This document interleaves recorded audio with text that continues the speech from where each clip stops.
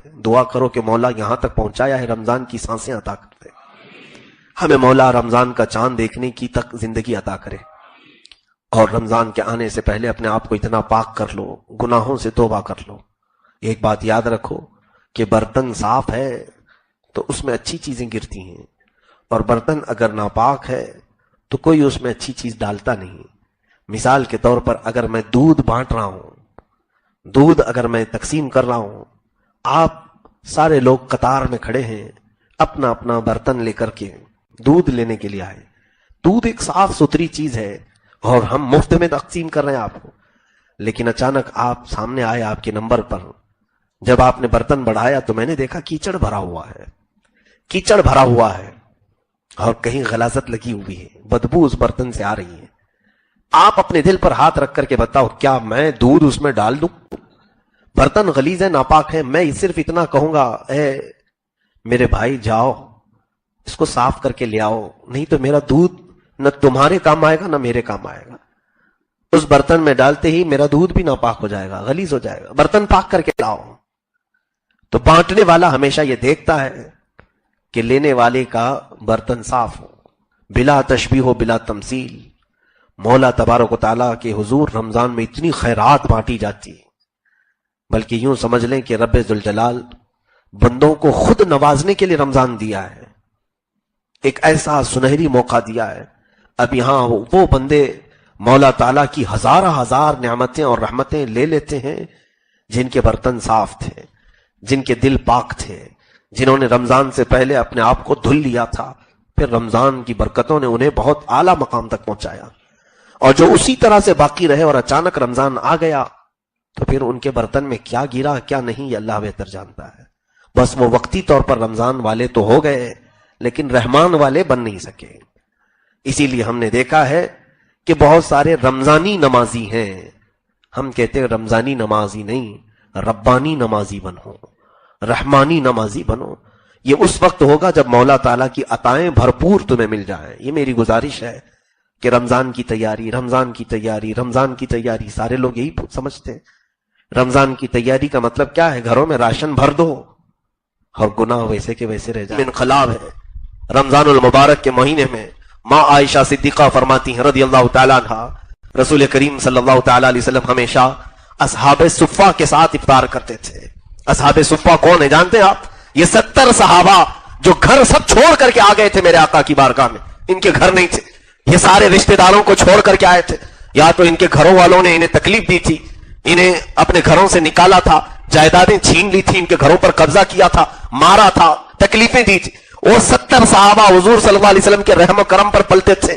مسجد نبوی میں ایک کٹا، ایک چبوترا بنایا گیا تھا، ایک چھپر ان کے سروں پر چھت کے قسم سے ڈال دیا گیا تھا، کھجور کے جو چھال ہوا کرتے، کھجور کے جو پتے ہوا کرتے، اس کی چھت تھی، اور اس کے نیچے یہ 70 صحابہ بیٹھا کرتے تھے، اور ان کے کھانے پینے کا انتظام کیا تھا؟ جو بھی میرے آقا صلی اللہ علیہ وسلم کی بارگاہ میں صدقات پہنچتے تھے، ہدایا یا تحفے پہنچتے تھے، میرے آقا صلی اللہ علیہ وسلم انہی صحابہ کے درمیان وہ تقسیم کر دیتے تھے، ان کو کھلا پلا دیا کرتے تھے۔ انہی 70 صحابہ اکرام کو، جن غریب اور مسکین جس کو ہم دنیا میں کہتے ہیں، اس طرح کی کیفیات ان کے اوپر طاری تھیں۔ رسول کریم صلی اللہ علیہ وسلم ہمیشہ آپ کا معمول تھا کہ ان صحابہ کے ساتھ بیٹھ کر کے افطار کرتے تھے۔ کہیں ان کے ذہن میں یہ بات نہ آئے کہ اللہ کے نبی صلی اللہ تعالی علیہ وسلم، آپ کے لیے پوری دنیا بچھا دی گئی ہے، آپ اپنے ساتھ اچھی اچھی چیزیں کھا رہے ہوں گے اور ہم غریب صحابہ جو بچ جاتا ہے وہ کھا لیتے ہوں گے۔ نہیں، رسول کریم صلی اللہ علیہ وسلم اپنے حجرے سے نکل کر ان صحابہ کے درمیان میں بیٹھتے تھے، ان کے ساتھ وہی کھاتے تھے جو وہ صحابہ کھا رہے ہیں۔ بلکہ ایک برتن میں دودھ اگر آتا، اللہ کے حبیب صلی اللہ علیہ وسلم صرف اس کو منہ لگا کر کے دے دیتے، سارے 70 صحابہ اس ایک پیالے سے افطار کر لیتے تھے۔ یہ کیفیت افطار کی رمضان المبارک میں رسول کریم صلی اللہ علیہ وسلم کے ساتھ بیٹھے ہوئے صحابہ کی تھی۔ ماں عائشہ صدیقہ رضی اللہ تعالیٰ عنہ فرماتی، لیکن افطار اذان ہونے سے پہلے پہلے بیٹھے کس کے ساتھ ہیں؟ اصحاب صفہ کے ساتھ، غریب صحابہ کے ساتھ، سارے غریب صحابہ ہیں، اس کے باوجود اذان ہونے سے پہلے ایک بار اور پوچھ لیتے تھے کہ عائشہ باہر دیکھو کوئی ہے تو نہیں، کوئی باقی تو نہیں ہے جو دسترخوان پر نہیں آیا ہو۔ ماں عائشہ صدیقہ رضی اللہ تعالیٰ عنہ کی بیان کردہ ایک حدیث ہماری آنکھوں سے آنسو لاتی ہے. فرماتی ہیں کہ میں حجرہ رسول میں کھڑی رہ کر دیکھتی تھی یہ افطار کا منظر. اللہ اکبر، وہ کیسا حسین منظر ہوتا ہوگا جب ارد گرد وہ ستارے چھرمٹ کی طرح صحابہ بیٹھے ہوں اور درمیان میں جگمگاتا ہوا آفتاب رسالت بیٹھا ہو. وہ صحابہ حضور صلی اللہ علیہ وسلم کے ساتھ افطاری میں مشغول. اذان سے چند منٹ پہلے میرے آقا صلی اللہ علیہ وسلم عائشہ صدیقہ کی طرف مخاطب ہو کر کے کہتے ہیں، حمیرہ، عائشہ، باہر دیکھو کوئی بیٹھا تو نہیں، کوئی باقی تو نہیں. روزانہ ڈیوٹی تھی. آج میں نے جھانک کر کے دیکھا دور جنت البقیع کے پاس ایک درخت کے نیچے کوئی مسافر نظر آیا.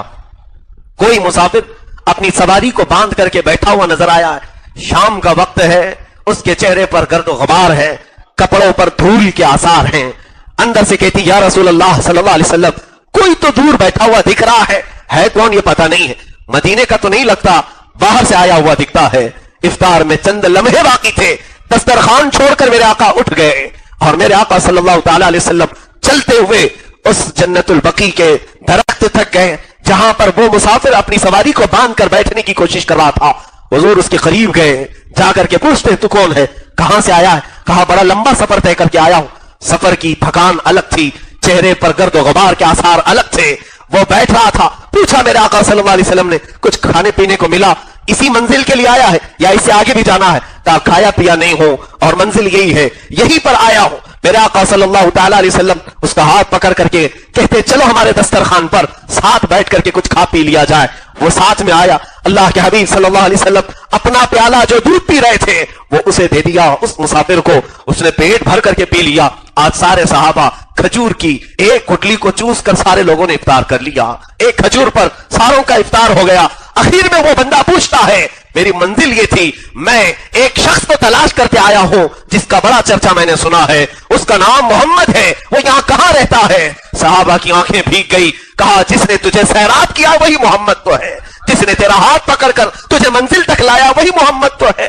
عزیزان گرامی وقار، یہ رمضان المبارک نے ہمارے ساتھ کیا ہوتا ہے؟ افطار کا وقت قریب ہو، ہمیں تو آس پاس والے نظر نہیں آتے. بھوک کی شدت میں لوگوں کے دماغ عرش پر ہوتے ہیں، آسمان پر ہوتے ہیں. جلال الگ ہوتا ہے، غصہ الگ ہوتا ہے. عزیزان گرامی، رمضان المبارک میں اس چیز کا بھی خیال کریں کہ پہلے میرے ہاتھ میں جو کھجور ہیں میں دوسرے کو دے دوں. میرے پاس اگر شربت کا گلاس آیا ہے پہلے میرے آس پاس بیٹھے ہوئے کو پلا دوں. اس کا ثواب آپ کو معلوم؟ میرے آقا صلی اللہ تعالی علیہ وسلم کی حدیث کریمہ سے یہ مفہوم وارد ہوتا ہے. فرمایا تم اکیلے ایک روزہ رکھ سکتے ہو لیکن ثواب 70 کا بھی حاصل کر سکتے ہو. پوچھا کیسے؟ کہا اگر تم نے اپنی کھجوروں سے دوسروں کو افطار کرایا ان کے روزے کے برابر بھی ثواب اللہ تمہیں عطا کرے گا.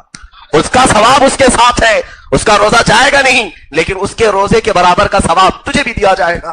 کیوں نہ ہم دوسروں کو بھی افطار کرائے، بلکہ یہاں سب صاحب استطاعت ہوں گے. غریب اور مسکین کو کھلانا ضروری نہیں، ہر ایک کو کوشش یہ کیا جائے میری کھجور سے وہ افطار کرے، اس کی کھجور سے میں افطار کروں. اس میں کوئی مذائقہ نہیں، محبتیں بڑھتی ہیں. اور رمضان یہی تو ہمیں پیغام لے کر کے آتا ہے کہ ہمارے درمیان کی جو نفرتوں کی دیواریں ہیں رمضان کی یہ میٹھی کھجوروں سے ختم ہو جائے.